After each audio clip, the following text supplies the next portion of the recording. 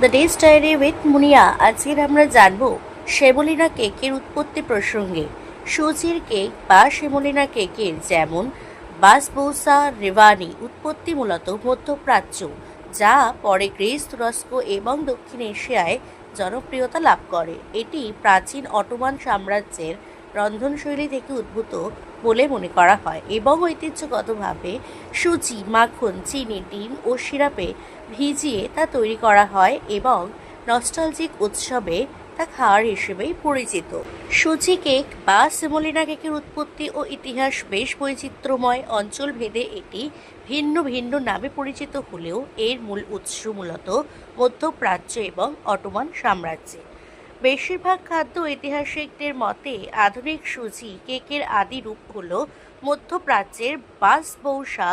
এটি অটোমান সাম্রাজ্যের আমলে তুরস্ক ও মিশরে অত্যন্ত জনপ্রিয় হয়ে ওঠে। তুরস্কে এটি রেভানি নামে পরিচিত, যা 17শো শতাব্দীতে আর্মেনিয়ার ইয়েরেভান জয়ের স্মরণে রাজকীয় বাবুর্চিরা প্রথম তৈরি করেছিলেন বলে ধারণা করা হয়।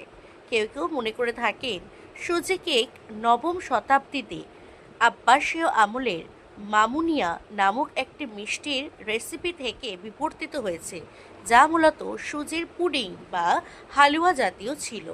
1500 ও 1600 শতাব্দীতে পর্তুগিজ মিশনারি এবং অভিযাত্রীদের মাধ্যমে সুজি কেকের রেসিপি এশিয়ায় পৌঁছে যায়। পর্তুগিজ নুনরা ডিমের কুসুম ব্যবহার করে এই কেক তৈরির পদ্ধতিকে আরও নতুনত্বতা আনেন।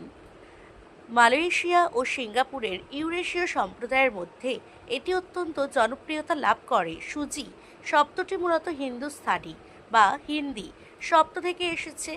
শ্রীলঙ্কায় এটি লাভ কেক নামে পরিচিত, যা পর্তুগিজদের প্রভাবে তৈরি হয়েছিল এবং এতে স্থানীয় মশলা যেমন এলাচ, দারচিনি, কাজু বাদাম যোগ করা হয়।